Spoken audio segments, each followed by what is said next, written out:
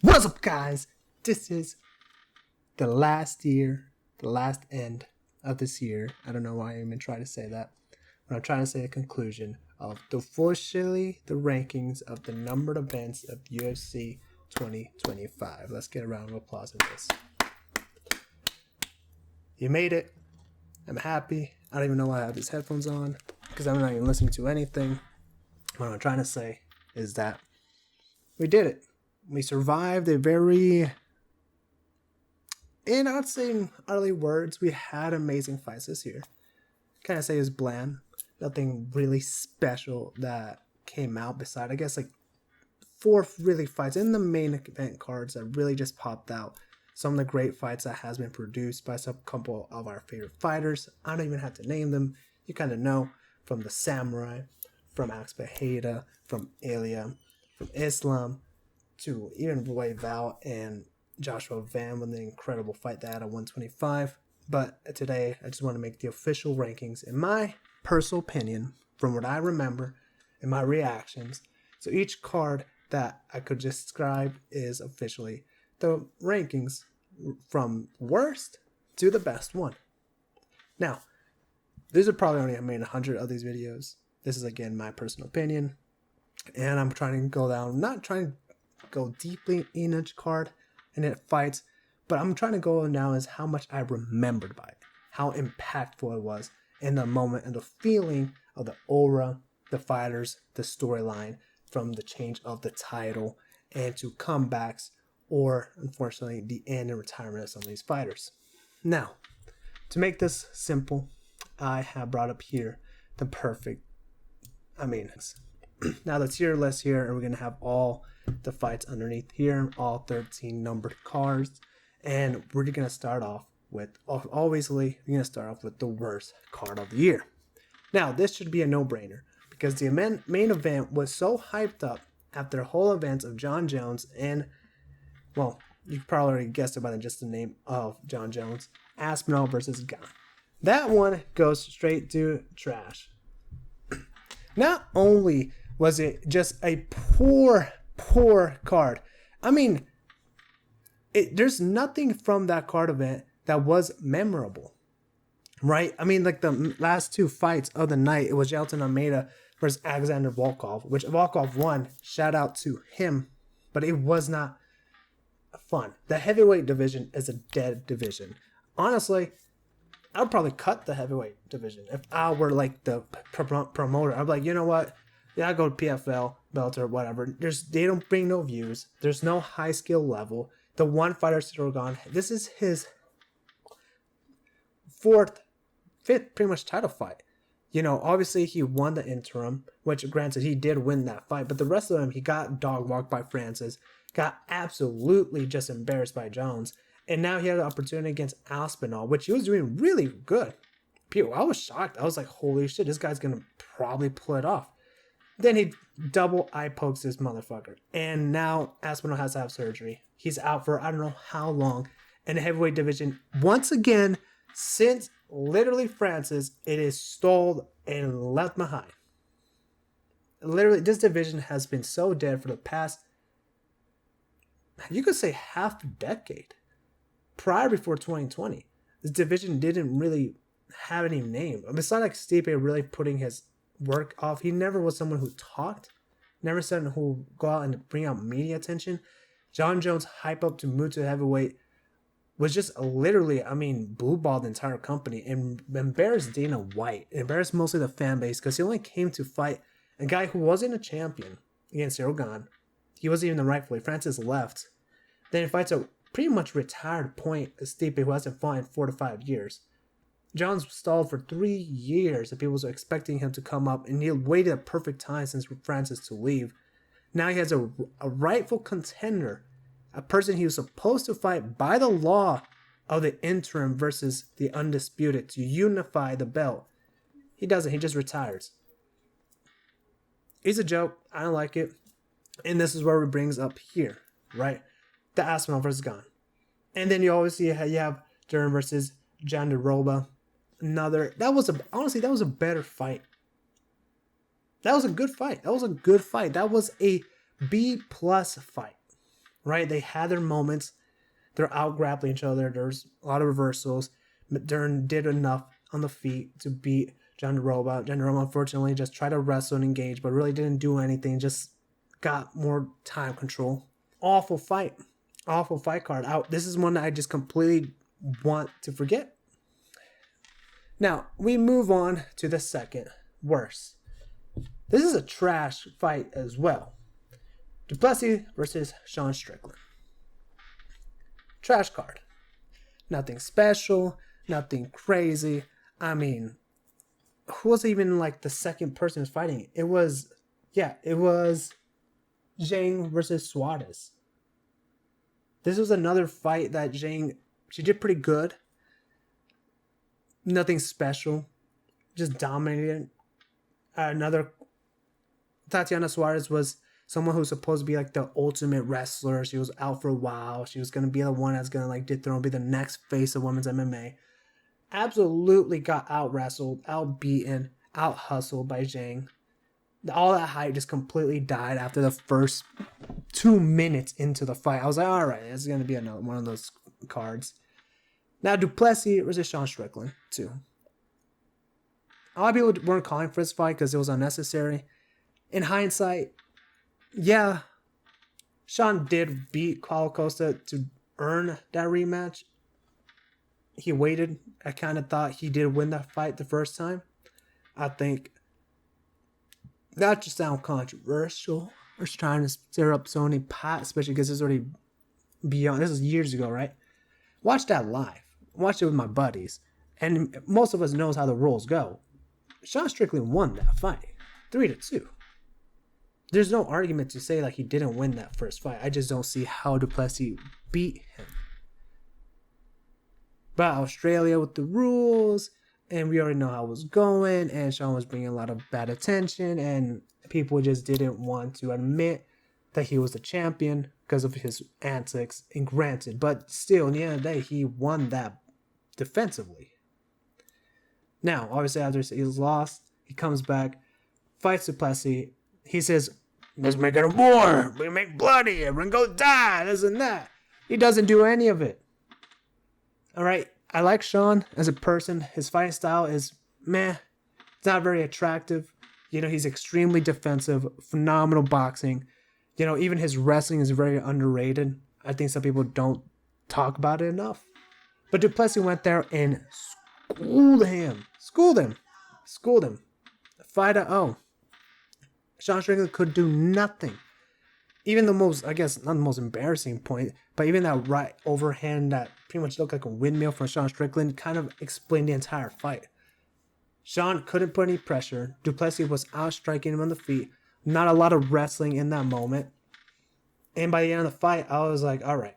Du Plessis 100% got better, went, defended his belt, beat, and pretty much ended that storyline completely.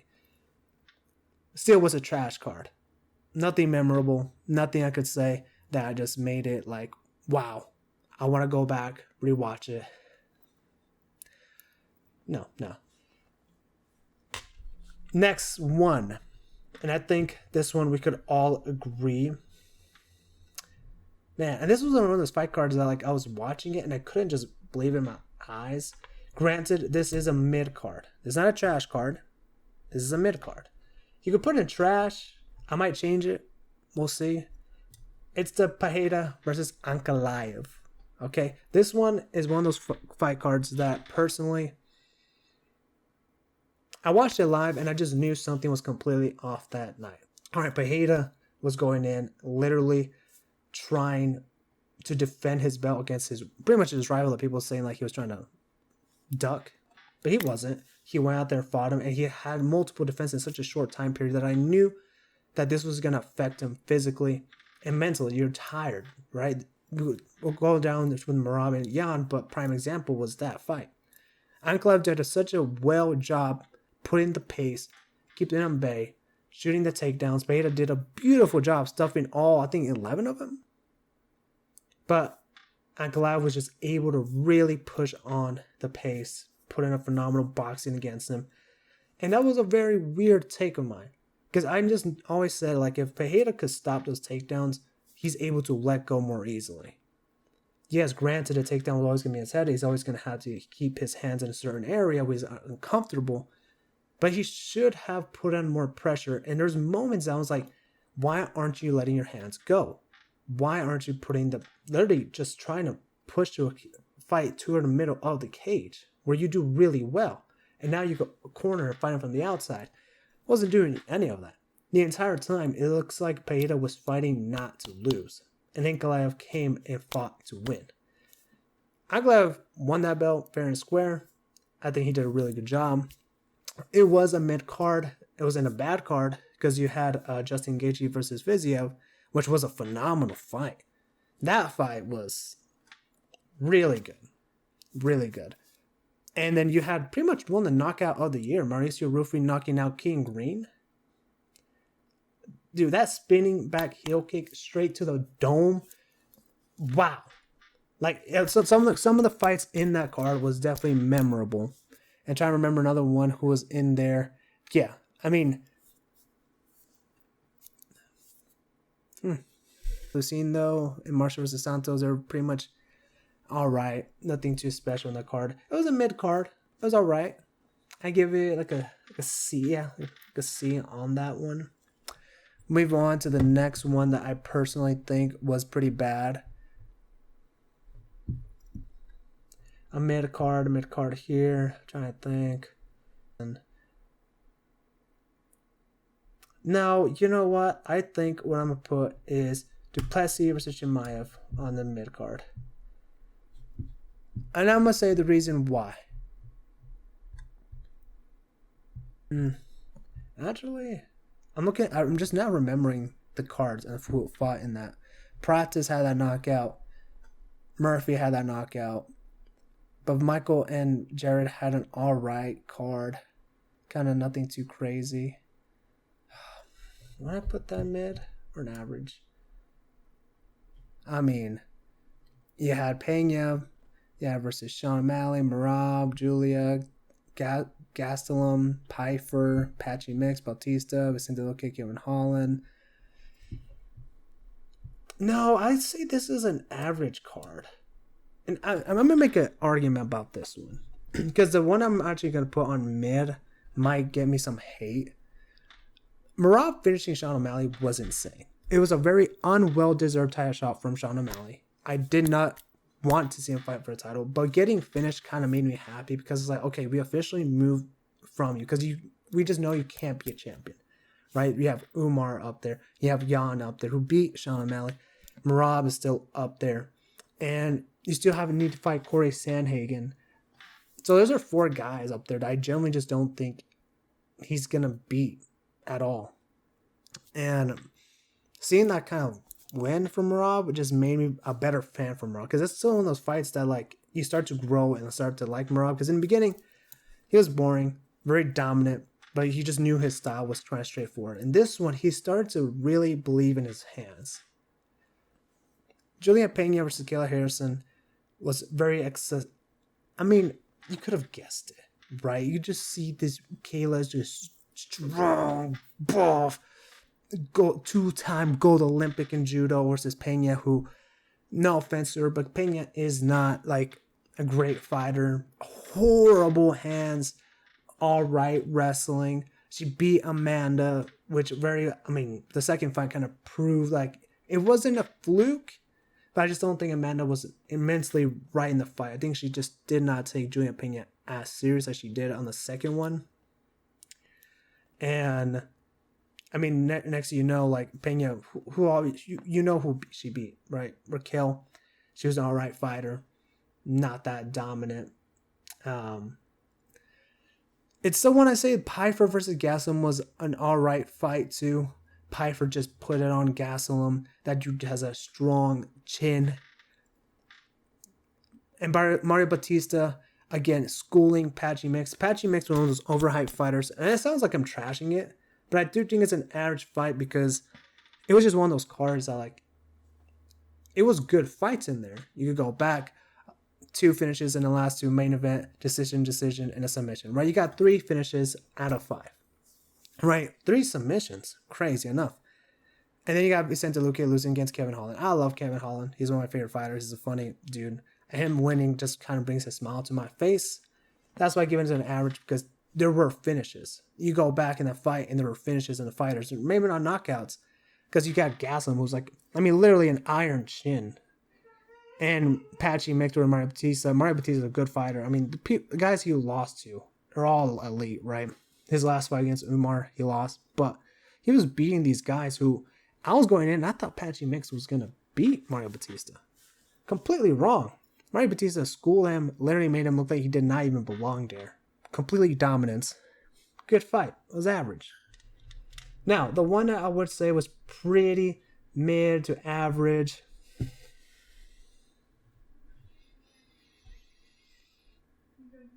I want to see who else fought in this one. Man, I think this is an average fight as well. Chimaev versus Du Plessis. Very infamous, knowing that the last fight of the night, which I was so hyped up and anticipated, I was going for DDP, which honestly, I like Chimaev. About his history about this dude. About history, I just mean like, I was one of the first people overhyping him from way before COVID. When he first burst in the scenes, we had those 3 fights in a span of what, like 10 weeks? Insane. I like this dude. I like Chimaev. I just don't like his inactivity. Du Plessis was fighting more often. It was his second title fight of the year, right? Like, I think minimum was a championship fight twice a year. Most 3. 4, that's just a little bit too much. But I think minimum 3, minimum 2, most 3. And that's why I like DDP as a champion, because he wasn't scared of the challenge. Now, kind of going down the fight, we have 2 pretty much knockout of the year contention. Murphy of Aaron Pico, the back spinning elbow. Holy shit. Back to back. Prates versus Jeff Neal. Phenomenal first round. They were going tit for tat. Jeff Neal was just like pushing. And Prates was like, what, are you going to wrestle me? We're going to clinch on me? And then he's like, let's fight. Got to his head. And then, pop! Knocked him out. Clean. Dude's head just... One of my favorite fights of that was the Murphy versus Aaron Pico. Now, this is the one that really bothers me the most, because this earned Murphy his title shot. But we got Lopez instead. And that's a whole different discussion that I don't want to talk about right now. Michael Venom Page versus Jared Cannonier. Good fight. Michael obviously getting ahead of Jared, and Jared just didn't know what to do. Michael's a very hard person to watch in live, because he's just too smart. I love his fighting style, his point, pretty much karate style.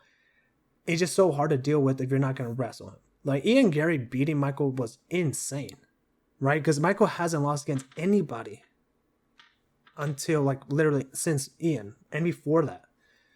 Tim Elliott versus Kai Asakura. Kai came with a big hype. Tim Elliott literally hasn't fought in I don't know how long. He comes there and insults him in the second round, pretty much ending that hype. Shout out to Tim. I think it was an average card. It was good. Hamza obviously just put a boring fight, kind of held him down there. But guess what? He did what he had to do to win that belt. And shout out to him. He finally became champion after. I thought Hamza was going to be champion by 2021. You could just imagine like how long we've waited as a fan base, especially after being like sick, injured, pulling out in so many fights. He is a pullout merchant that will follow him to his retirement. But overall, average fight. And we move on. And we have 1, 2, 3, 4, 5, 6, 7, 8. Damn, 8.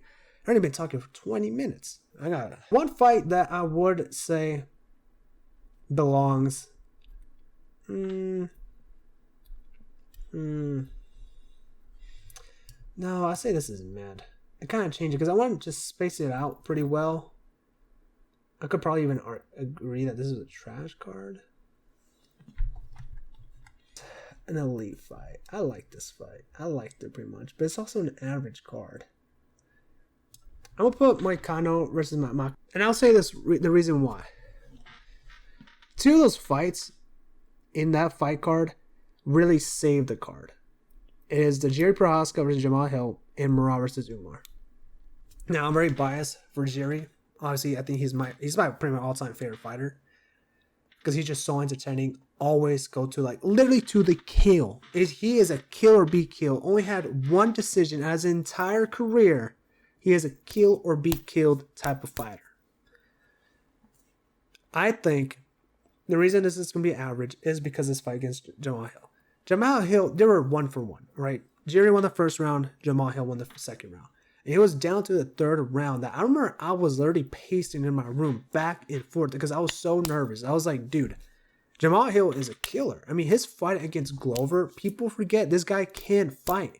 He literally schooled and bullied Glover in his hometown in Brazil, made him retire from pretty much nobody, and Jamal Hill won that belt. He is a champion. You know, whether you like him or not, he is a legitimate champion. I'm back. Now, Jailton Almeida versus Sergey Spivak, he knocked him out. That was a finish. I mean, you already had 4 finishes out of 1. 4 out of 5. That's a good score. I mean, technically that's an 80. That's a B rating. Kind of like it was average. But the one fight that I really want to go down to, Kevin Holland losing against Reiner Redder. Artie Army, he was good. Obviously, Kevin lost his fight. He subbed in the first round. Insane finish. It was the Morale versus Umar. Morale versus Umar was a classic fight. One of the greatest bantamweight fights you could probably ever imagine. The most skilled tick for tack. Umar came in winning those first 2 rounds. And we just kind of had to see, like, Merab is a machine. Pretty much, dude, you have to either kill or outwork him. Umar did that perfectly in the first 2 rounds. And remember, this is Umar's, was undefeated prior before this fight. He was the big hype up. He's from Dagestan, right? Big last name, Nurmagomedov. And Merab goes out there and pretty much beats him. Was a shock. Complete shock. Because they were really pushing Umar to beat Merab after Merab beat pretty much the starboard of Sugar Sean. I love that fight. It was very well. It was one of those fights that you can't go back and rewatch it. Now, what kind of makes this card down to an average, you could even probably put an elite, and I could probably understand y'all's decision. It is definitely the Islam versus Renato Moicano. That one kind of is the reason. Because if it was against Arman, this should have been legendary. You know, or elite minimum. But Islam obviously finishes Renato Moicano pretty much in the first round, subbed him. He had him in a forearm darce. Instead of the full-on lock, he had it in a forearm. Arman kind of threw this entire card out. 24 hours? You're supposed to weigh in and says, my back hurts. No, look, let's just cut the bullshit here. Dude couldn't make the weight. Alright, for whatever reason, he couldn't make the weight. And he decided to pull out. Look, Arman has to understand this, right? I agree right now he did earn his title shot before Paddy and Justin. But you had your shot, man. And Dana does not forgive. He doesn't. This was supposed to be Makhachev hardest fight at 155. We knew this was going to be his last fight at 155 because you're really pushing for the 170. He got his 4th title defense at that lightweight, making him the greatest of all time, the lightweight. And possibly now he's an argument for the top 3 greatest fighters of all time. Now look, Islam would have fought Arman, elite legendary. He fought Renato Moicano. I love Renato, but he wasn't a top 5 fighter. He's not a top 3. This guy is good. And Islam shows levels. And that's what a champ's supposed to do. Now, we move on to the next one. I would say the next one would be Belal versus JDM. And this one, what number is this one? This had to be a lot earlier in the year, 315. Yeah, 315. Card was one of those cards that had supposed to have Gilbert Burns versus Michael Morales. That was canceled. Crazy. Michael obviously goes and beats the shit out of Gilbert. And then it had another canceled event of Benoit Sandini versus Alvarez. So they put him against a guy named Kyle Prepolek. It was a can. But hey, look, I like Benoit Sandini. BSD is one of those guys that I really do think he has a potential for the title shot. Will he be champion? I don't know. I mean, he can. I think he has a better shot against someone like Paddy or against Justin. Arman, I don't think so. But we'll see. Now, going down this list of fights, right? Belal Muhammad versus JDM. Really good fight. I mean, this was probably, ironically, Del Belal lost his fight. This was probably his best fight he's had his entire career. He went to war with JDM. And JDM was, I mean, after this fight, you could have guessed that he's probably going to beat Islam. Belal was such a perfect candidate for the way he fights against Islam, which obviously we kind of know that that did not go this way from the earlier event. But still, fucking shit. One versus Belal. Perfect fight. Good for tick-to-tack. I don't know why Belal didn't really wrestle from the beginning. He tried to in the end, when they're a lot more sweaty, and JDM was able to stuff those takedowns, stop, because Belal probably has the best pressure wrestling in the entire welterweight division, and he was able to stop it. Valentina Shevchenko versus Manon Fiorot. This is supposed to be Manon's like really coming out party, because she was also known really good striking technique. I mean, she only has one loss, phenomenal striking, but her wrestling sucks. And Valentina has now become a full-on Dagestanian fighter. I mean, she hardly even fights in the feet anymore. She used to be a lot more aggressive before that Alexa fight. And we've kind of just seen her progressively just fight a safer method. Which, granted, hey, shout out to her. She did what she had to do. And you know what? This kind of places this fight in the mid-card. Jose Aldo lost against Zahabi. Awful fight. Retires. Zahabi shouldn't have won. Jose Aldo has been been dirty this past 3 fights of his. And you know what? It was the end of a phenomenal career for my brother. Alexa Grasso versus Natalia Silva. Again, another fight that it was kind of boring.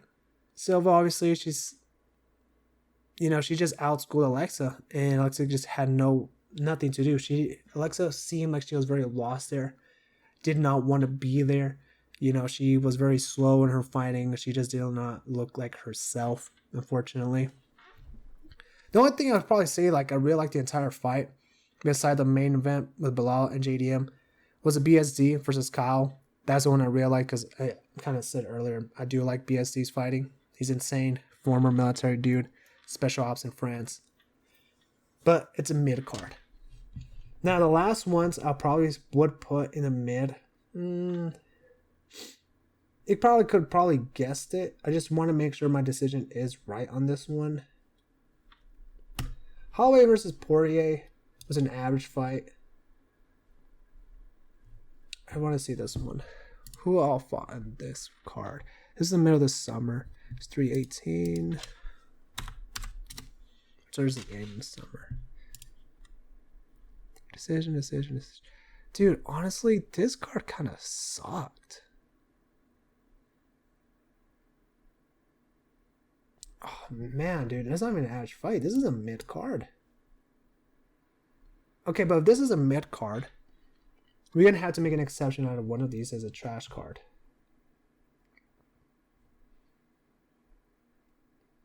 No, you know what? I think this is perfect. This is perfect. Okay, this is all decisions. This is how you know this is not a good card. This could be even a trash card. If we're really being honest, I mean, the only highlight of this entire card was coming from 2 guys. It was Paulo Costa and Michael Johnson.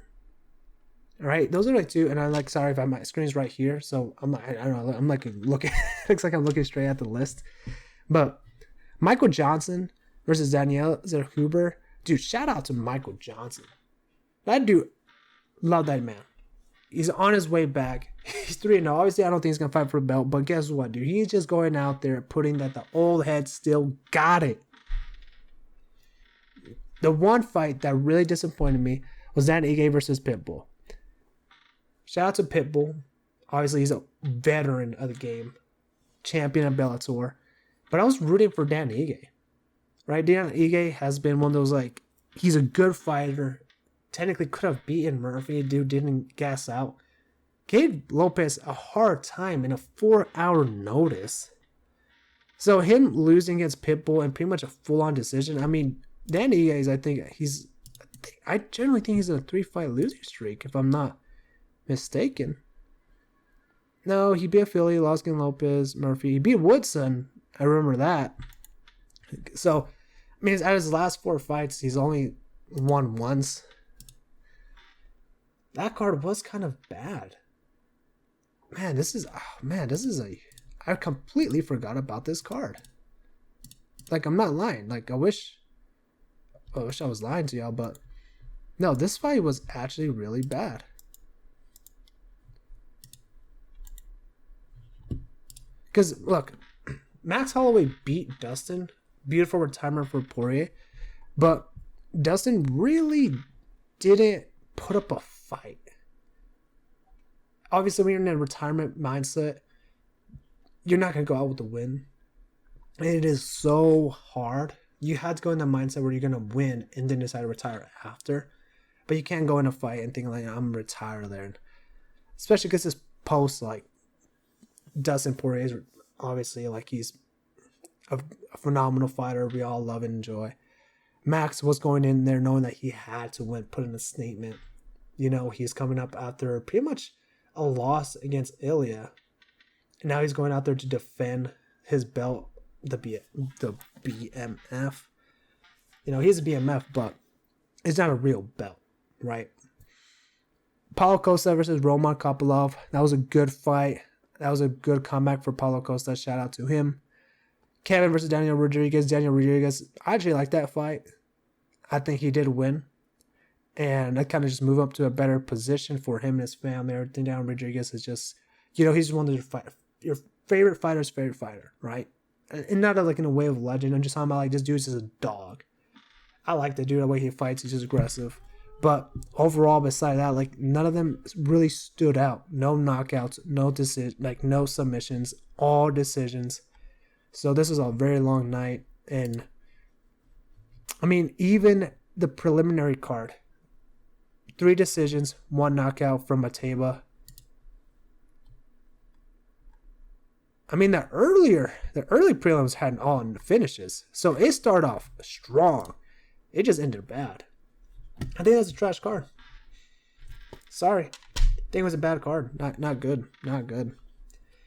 Okay, now I think we officially kind of went through the cards where we kind of talked about the rankings, how bad they were, how good they were, the highlights, the wins. I don't feel like I'm talking bad about all of them. Because after these, it's going to be all good, right? Like, that's where we're at, the S and A. Now, we're going to start off with the A. In A, we're going to go with Ankalaev versus Pereira 2. Why is this an A card? Now, call me bean.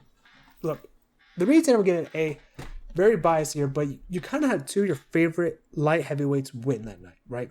Jerry Prochazka going to war with Khalil. Khalil did such an amazing job in the first 2 rounds. But that 3rd round, Jerry came back and says, I'm just different.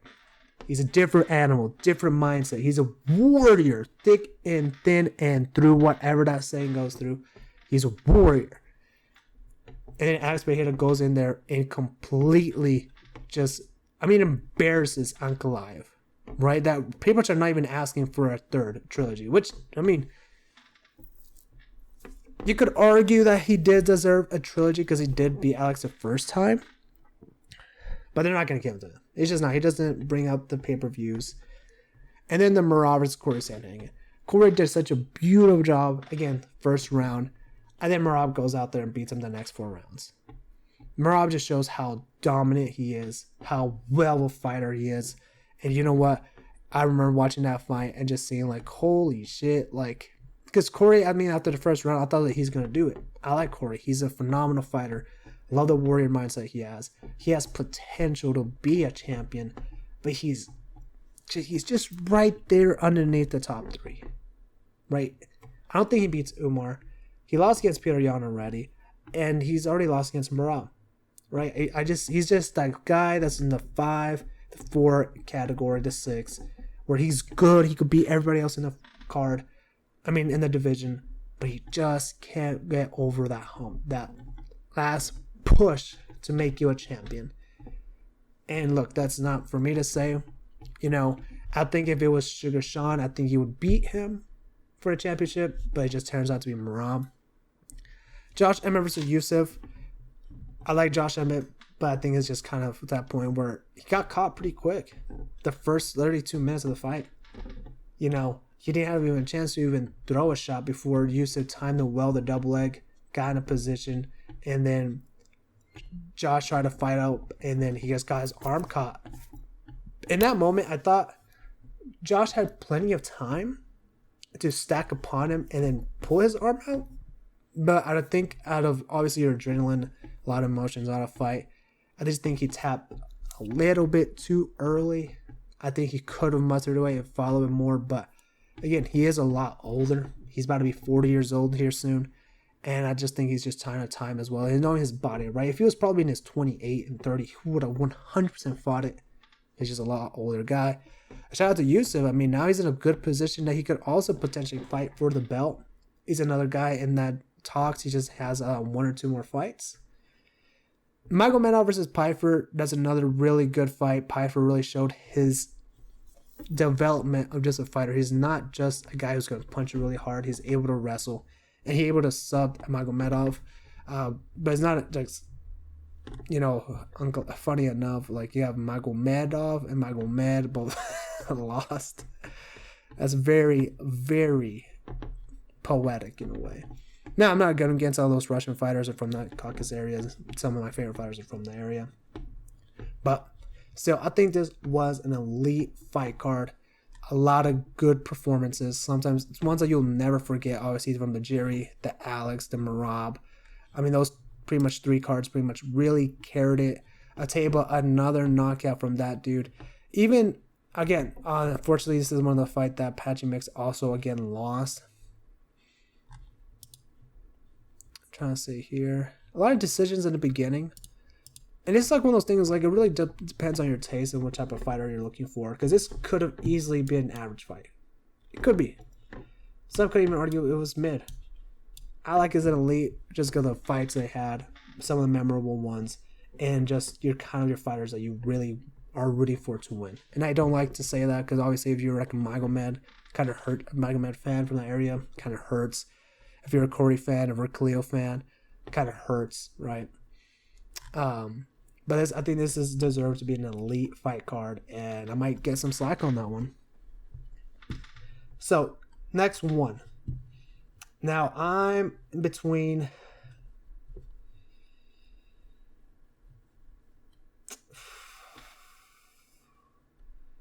I don't know if it's elite or average. Elite because of Alex. Average because of the Chandler and Patty.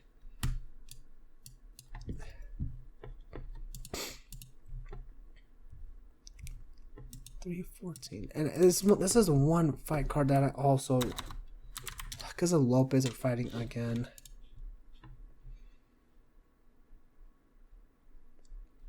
No, you know what?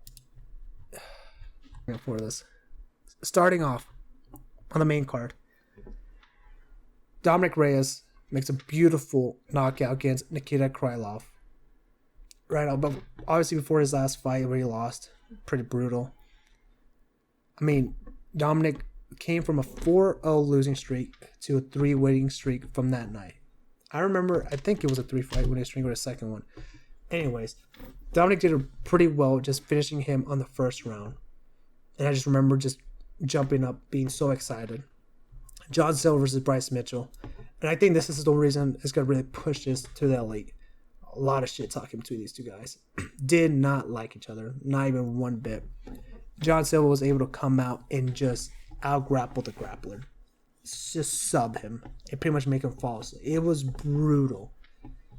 And John Silver was just literally beating the brakes out of Bryce. And Bryce just had no way of answering. Yair versus Patricio Pitbull. Yair came out, decision, obviously just schooled Pitbull. That height difference made a big difference. And it was a fun fight. Not something really to remember to go back. Still don't think Yair is deserving for ranking number 3. He just only, out of his last fights, like he's lost majority of them. He hasn't really beaten anybody in the top 5 in a minute. But I guess the last 2 is going to really make a difference in this decision. Paddy Pimblett versus Michael Chandler. They were not going to hit for tap. Michael had such a hard time landing any shots against Paddy and was being actually even out-grappled by Paddy. And Paddy was able to finish off TKO and Michael Chandler, which kind of elevated him to where he's at. Not title fight deserving, not even close, but he put in a really well fight against Michael Chandler, who we always know, like, he's a very exciting fighter. His fights against Justin and Dustin's are legendary, right? But I think this is a really good coming out party for Paddy Pimblett. Not really coming out, but at least his putting his name in a title contention, which now he kind of got it. Don't like it, but we move on to this. And this is the one thing that I really want to push into Be Average, because it's the Alex versus Lopez. Alex goes out there and 5-0 him. Literally beats him 50-45. You can argue a 49-46. But there's just no way you give like Lopez like any credit, because Lopez looks pretty shut down. Could not hit Alex. In the moments he did, Alex's chin really held up, especially after back-to-back knockouts from Islam and Ilya. I mean, this showed there are levels to this. He is a GOAT. He is a great fighter. He beat an up-and-coming prospect. Pretty much schooled him the entire fight. And Diego Lopez had nothing to answer. Now, they're always having a rematch next year. Don't like it. This is the dumbest rematch you could possibly ever imagine. Diego Lopez beat John Silva here, and he gets an immediate rematch, while Alex has people like Evolov, like Murphy, like Aljamain Sterling. I mean, come on. Those are 3 fighters that he could fight. Way more deserving instead of Diego Lopez. After he already beat him. Don't like it, but then we're not talking about that conversation. We're talking about the rankings. And Alex winning was such an amazing feel-good moment. I mean, like, you like UFC. You love Alex. All right. Seeing him win, getting his title back, just pushes Ilya's resume higher.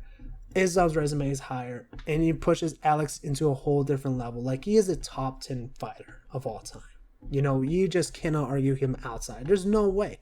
Alex is a top 10 fighter of all time. And this fight proves it and cements it. And I think that's why it kind of lands here in the elite section.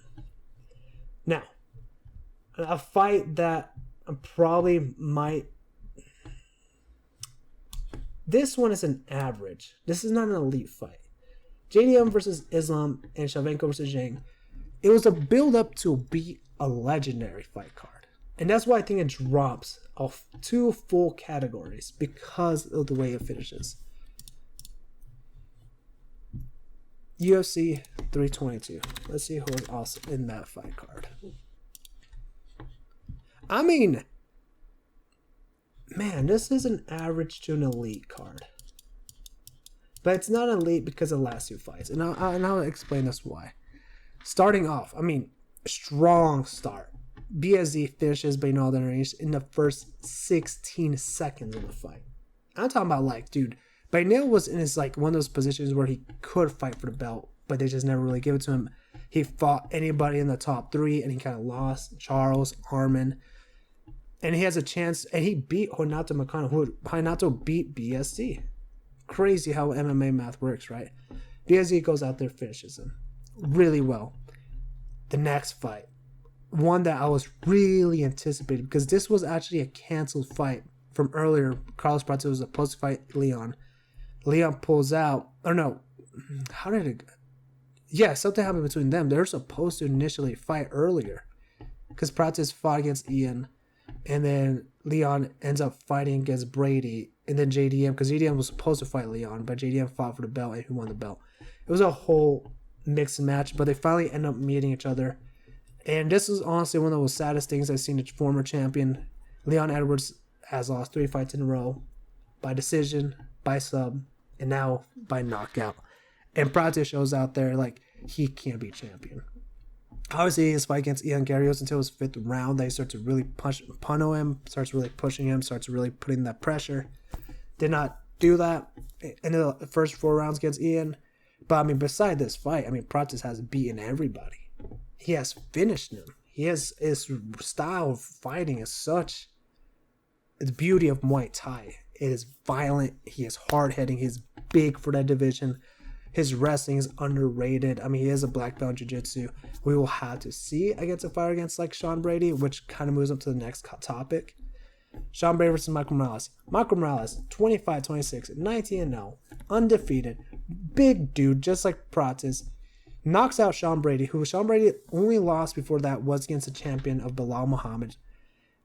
And Sean Brady, I think he has two choices. Either go down 155 or he literally needs to work on not getting caught. Because my problem with the Sean Brady fight was that Michael was doing well, keeping his hips from a distance and just keeping Sean, because Sean was a lot shorter, right? I think there's there's a huge height difference. And Sean couldn't really shoot for a takedown or at least make openings for it before he got caught. And Michael could hit. These two fights kind of pretty much have dictated who was going to fight for the title. I do think Pratis has a better statement because he did beat a former champion while Sean Brady was not a champion. He was a number one contender, number two. And Morales pretty much finished him that pretty quick. So, phenomenal. Finish. It was just, Sean Brady could not answer it. But now this is where I kind of start agreeing why this becomes an average fight card. Obviously, a lot of the times the main event and the co-main will always carry the heavier percentage when dictating about these fight cards. And Valentina versus Jay, boring fight. I was coming in, I thought Jay was going to put on a better effort from the previous girls that Valentina has fought. But Valentina, again, just fought like a wrestler, right? Like a Dagestanian, like a Caucasus fighter. All she really did was just held Wiley down. My problem with that, it always comes down like, find a finish. Find the brutal elbows to the face. Look for the submission. All right, side control, you're in a dominant position, right? Find the elbows. Why aren't you doing that? You're just holding her. Zhang obviously did not have the strength to get her off. And when they stood up for a bit, Zhang just could not reach her, right? And there was moments like Zhang would try and throw a jab and Valentina was like 2 or 3 feet away from her. And I'm like, dude, you got to really push in a clinch out or get in a corner, literally to try to strike with her. And she was not doing any of that. Valentina with tit-tap, boom, look for a takedown. And just, instantly get her to the ground. Zhang had no excuses. You could see the total strikes. Most of them was from the ground. But the takedowns 5 to 6. And then Zhang couldn't only stopped once. The entire time Valentina was just on her. The time control was insane. And that kind of goes literally perfect to Islam versus ADM. This fight was supposed to be hyped up. And I think the UFC has a very poor problem promoting these fights. But it's supposed to be one of the greatest fights of all time. As they're supposed to. In paper, right? Like the whole Anthony Smith in paper. Islam coming in trying to get his second belt of the welterweight, which has been long overdue. By long overdue, he just got his 4th defense earlier this year. And we knew he was coming up after Bilal lost. JDM put a performance against Bilal that just was phenomenal. And we're like, holy shit, this guy could strike. His takedown defense is phenomenal. And he's going to give Islam his hardest fight, which technically I do think Islam and on his entire team came in with that mindset that he's going to be his hardest fight. So let's play it safe. Do not strike with Jack. Jack is the better boxer. And what Islam does, from an IQ standpoint and from someone who just enjoys how you will play out against someone who's better than you, I don't think JDM is better than Islam. Because Islam just has a better fight IQ. Obviously in the striking department, JDM might be just a better boxer if it was just straight up cleaning. Stand up. I can't even talk right now. If it was straight up stand up fight, JDM I think beats Islam. But Islam's leg kicks is kind of what set it up the entire fight. Does it well. Keeps Jackson Bay. Jack literally looked like by the end of the fight like he had his malice look in his face where he just had so much pain. He didn't know what to do. He was broken. After the second round, Jack did not want to be there. At least from the body language I was given. You know, and this is like where I think it kind of goes down to an average fight. JDM just did not put up a fight against Islam. Islam was able to control him, elbow him, put him in horrible position. Actually looked for the submissions, and I think JDM, from Craig Jones, was able to stop those submissions, but it was just not enough to really do anything different. It wasn't a memorable main event. All right, it's a fight card that, like, you know what? I look back, I'm like, it's just Islam really wrestling down, taking top control, beating him. JDM literally could not get out. I think it was like 19 minutes, 20 minutes of control time on the ground.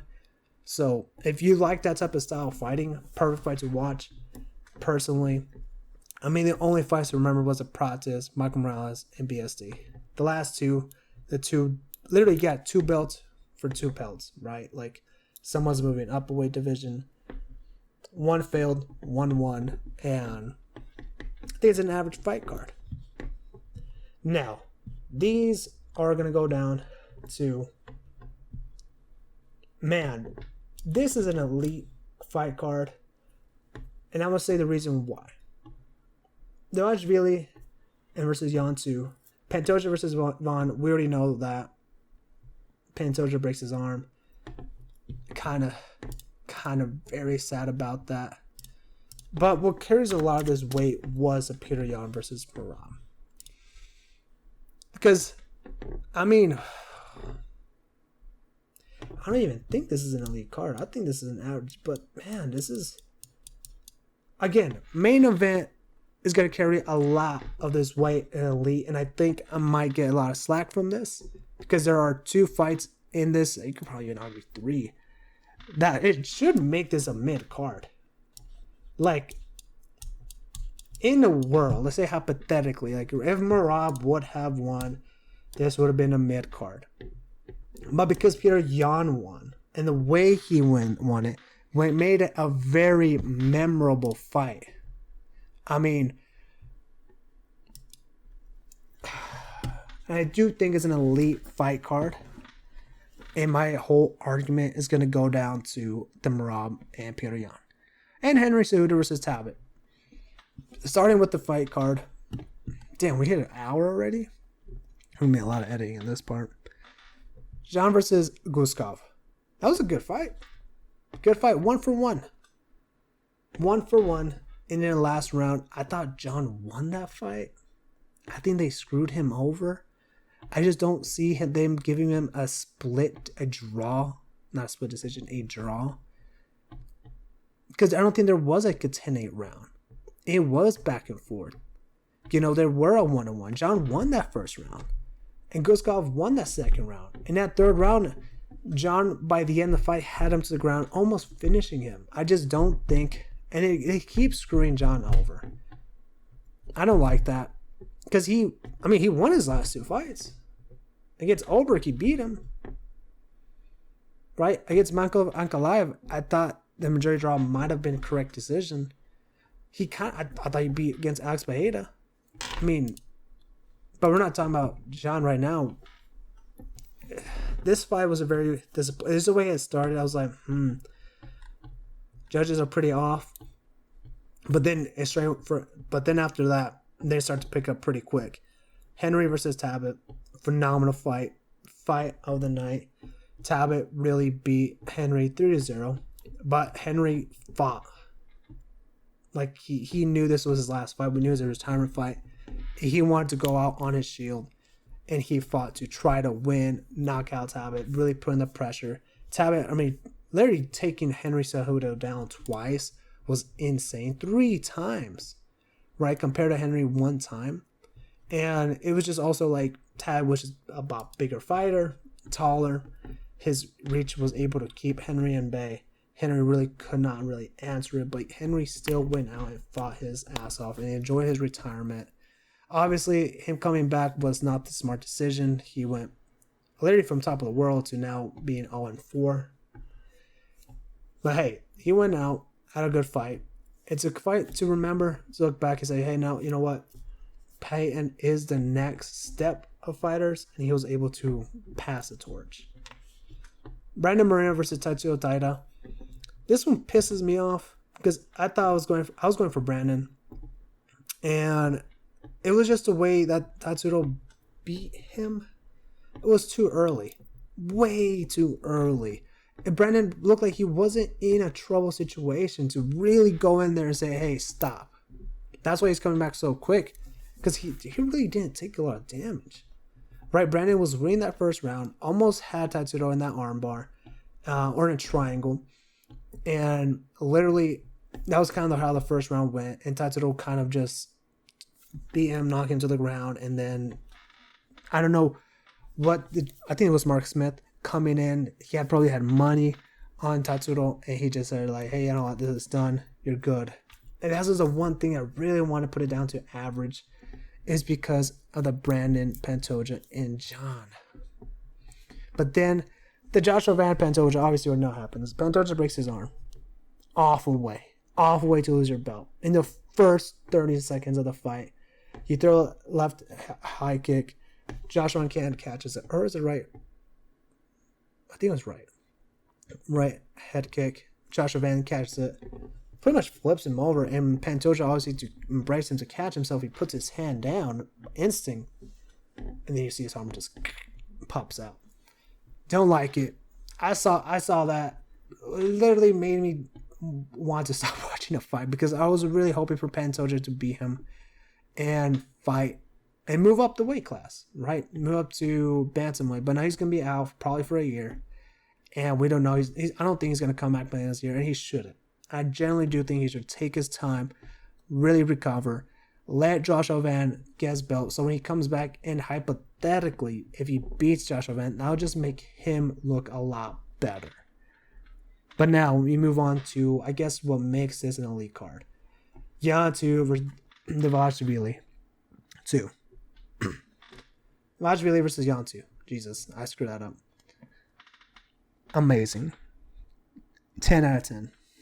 Beautiful fight. I mean, this guy, Petr Yan, he is one of my all-time favorite fighters as well.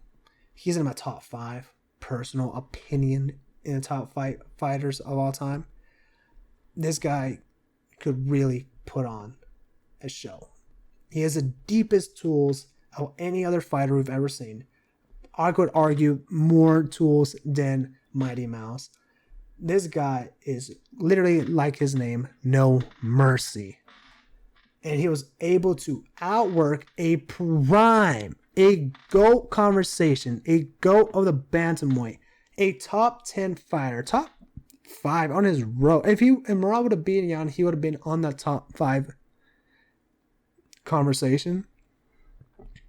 Petr Yan went out there and beat him, outworked him, out-hustled him, out-wrestled him, stopped all his 27. I mean, look at the stats, man. 29 attempts, and Yan stopped 27. Yan did 9 takedowns attempts, got 5. That is insane. Had more significant strikes, outworked the machine, beat him 4-1. You could even argue 5-1, right? It wasn't 3-2. It wasn't a 2-2 going to the last round. No, last round Merab had to finish Petr Yan, because if Petr Yan was walking away with that belt, he did. I mean, it was probably one of my all-time favorite fights. Merab has 2 of the greatest bantamweight fights under his belt in a single year. He is definitely the fighter of the year. But Petr Yan, man, I mean, this is what makes this card an elite card. All right. Obviously, there's going to be a lot of asterisks. You could argue this is an average fight card. But man, it was truly that. And I mean, by the end of the fight, I remember I was just so hyped. I was so excited. And I was like, you know what, dude, this is a memorable card. I mean, I can remember the details from the way it was, how it worked. Yeah, I think it deserves to be an elite card. If not, I mean, I could guess you could put them in average, right? Like, But it's an elite card in my personal opinion, just because of the main event. Like I said, the main event and the co-main is going to carry a lot of weight. Co-main event, you could probably give it like a 0, and then the main event gives like 100, right? Like, it is just truly one of those types of main card events. Now the last one, and you could probably already see what I'm talking about. It's probably in a legendary card. Topuria versus Oliveira, and Pantoja versus Kai Kara France. This is an elite, legendary fight card of this year. And you already probably guessed why. Now look, it did have, starting off, 3 decisions, with Tabit versus Lima, Dariush versus Moicano, but it is the Royval versus Van fight that I think is going to be pushing this to the legendary status. Right. Look, I'm being honest with you. There's not many. It is a fight card that's probably a lot easier to shine against the rest of them because 2025 wasn't that super exciting. Overall, you could give 2025 fight cards a 6.5 out of 7. Nothing too crazy. But this fight definitely really held up, and it's just because of what happened, right? Starting off, Payton versus Lima. Payton obviously was coming after a loss, and he improved his wrestling in a fight against Lima, which I thought Lima was going to beat Payton. Good comeback, good fight. Bernal versus Renato. I thought Renato was going to win. Bernal was coming in, beat him by decision. Really, I mean, Renato really could not answer anything. Bernal was literally just beat him on the canvas in every aspect, from the grappling, from the striking. Really outshone. And I thought, like, okay, Bernal's going to, I think this is way back. And he's one of those fighters, like, he drops down, goes back up. Drops down, kind of goes back up. But this fight, the Brandon Royval versus Joshua Van. If I could only tell you my experience, me and my buddies were at this bars, and the entire place was standing up. We were going insane with this fight. This was goosebumps that it just trembles down your skin. Like, this is one of the greatest fights of all time, right? If this isn't in your top 10, top 15 greatest fights of all time, I don't know what you're smoking. Right? This is probably the greatest flyweight. And again, this isn't not a MMA fight. There was like no wrestling hardly, but it was a striking match. It was like Joshua Van just came back from a win a couple weeks, comes back last minute replacement. Brandon Royval, obviously, he's a dog. Unfortunately, he did lose his last fight. He got knocked out by Manel Cap. But Joshua Van, who is now currently the champion, quotation mark champion, goes out there and does just put on a show, man. Put on a show. And then, obviously, the next fight, Pantoja by Kai Kara France. Now, look. I'm not a fan of Kai Kara France. I don't think he even deserved a title shot. But, there was, like, nobody else, right? And Kai just got dominated by the cannibal. Pantoja was on his way. He's still on his way. He's still, I think, probably the second. Arguably the greatest flyweight as well. He's finished all his opponents. Literally, like, he subbed him. 8 Kai Kara France. Kai Kara France couldn't do nothing. You saw his face of suffering. He even left right now to take some time off. Potentially might move up a weight class or stay in the weight class. In reality, he's probably just going to go and do some steroids, bulk up a bit. But he literally made Kai Kara France quit. Like, Kai is not in the rankings anymore. That is what you show you're a dog. All right, Pantoja did a phenomenal fight. Love that fight. Just really proved that why he is the champion. He didn't take him to the decision. No, he's like, hey, look, you don't deserve to be up here. I'll make this last for 3 rounds just to get our money's worth. But once I get your back, you're done. Choked him out. Dog. But it's this one. Ilia versus Charles Oliveira. You should have seen the way when Ilia walked out and when Charles Oliveira walked out, it was erupting. Both of them have aura versus aura. And I didn't know what was going to happen. right? Oliveira obviously exploded from the get-go. He was going in, trying to out-wrestle him, almost got him into an ankle lock, right? And Topuria was able to ransom, counter the wrestling, reverse him, put in a better position. And then when they stood up, I was like, oh my gosh, this is going to be hard. Because I didn't know who was going to win, right? I love Charles Oliveira. And I also love Ilya. When two of your favorite fighters like start fighting, like it is one of those hard things. And we already know how Oliveira is, man. He's a guy who's just always going to be entertaining. He's always going to try to look for this finish. And I mean, he carries the pride and the heart of Brazil with him everywhere he goes. And Ilya is just a monster. A dude who comes out there to finishes you. I mean, Ilya after this is again where I put this to a legendary, just pushed his resume even higher because Alex won his next fight after Ilya. Max won his next fight after Ilya. Charles won his next fight after Ilya. So Ilya, it just pushes him further on his legendary of GOAT status. Like literally, you could already argue Ilya is already a top 5, top 10 fighter. That fight card. The way he knocked out Charles, that is the knockout of the year. Right? Charles has never been knocked out like that. He's been knocked down, never knocked out. His body went flat, went dead. It felt like I just watched a murder scene on live TV. All my friends were shut quiet. We were just open mouthed, like insane. But this is officially the rankings. You could probably see it was very well balanced out. 3-3, 3-3-1. There could only be one legendary. All right, that's kind of the rule of this. You can have multiple elite ones. I have 3. I had 3 average, 3 mid, 3 trash.